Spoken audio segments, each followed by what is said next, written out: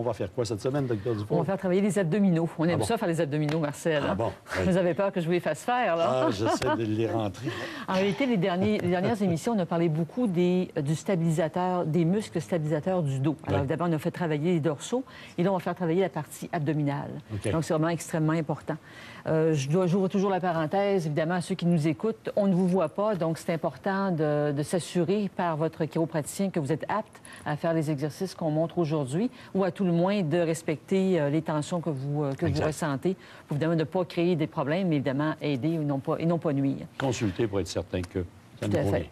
Ceci dit, les abdominaux aussi, c'est pas souvent je veux faire des abdominaux, je veux perdre du ventre. Les abdominaux, c'est pas pour perdre du poids qu'on en fait. C'est pour vraiment aller créer un soutien à la colonne vertébrale, en plus des stabilisateurs du dos. Si on veut perdre du poids, bien, il faut joindre ça, évidemment, aux exercices aérobiques. Il faut joindre ça aux exercices davantage musculaires, pour les gros muscles musculaires qui vont, à ce moment-là, faire fondre le gras.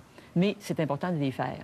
Alors, et de faire ces mouvements-là qu'on va démontrer avec Annie, qui est avec nous aujourd'hui, de les faire davantage en fin de routine. C'est-à-dire que de ne pas décider dans votre salon, là, de faire des abdominaux comme ça sans réchauffement préalable. OK. Parce que c'est idéalement. Okay. Parce que si, par exemple, dans votre routine, vous allez vous entraîner, vous faites 1 heure d'entraînement, comme les abdominaux sont des muscles qui vont soutenir votre colonne vertébrale, si vous les fatiguez au départ, bien déjà, vous ouvrez la porte à un risque de blessure potentielle parce que ce qui soutient votre colonne vertébrale est déjà un peu plus relâché, plus fatigué du moins.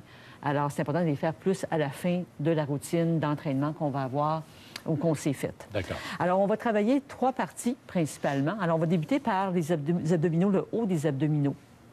Alors, on va demander à Annie de s'allonger sur le dos. C'est souvent ces abdominaux-là qui sont faits, je dirais, le plus couramment.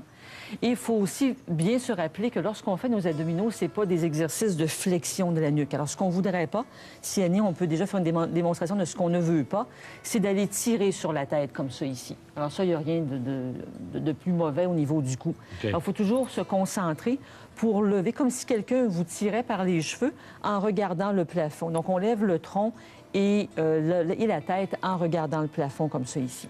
Alors, et quand on relève, on va tenir quelques secondes et on redéroule. Et ensuite, on remonte. Donc ça, c'est les exercices abdominaux qui vont faire travailler la partie supérieure. La partie inférieure des abdominaux, pour ce faire, on va relever les genoux et on va travailler pour lever les fesses, comme si on voulait lever les fesses au plafond. Donc, on va soulever le bassin, on ramène les genoux vers... on laisse les pieds, on ne fait pas toucher les pieds au sol et on ramène les jambes vers la tête. Alors ça fait travailler le bas des abdominaux.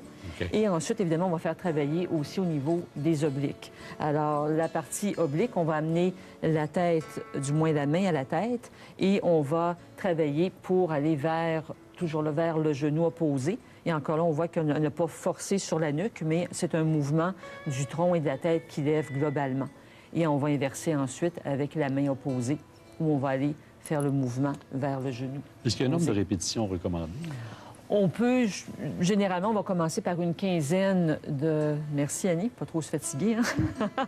Alors, on va faire une quinzaine de répétitions. On prend 1 minute de repos et on fait une autre quinzaine de répétitions. Alors, on peut faire, donc, choisir un des 3 ou faire un combo dépendamment de la forme physique qu'on a atteint. Et on prend toujours 1 minute de repos entre les 15. Donc, important de se rappeler qu'il faut d'abord se réchauffer avant de faire les beaux abdominaux et consulter pour être certain qu'on peut s'adonner à ces exercices-là. Oui.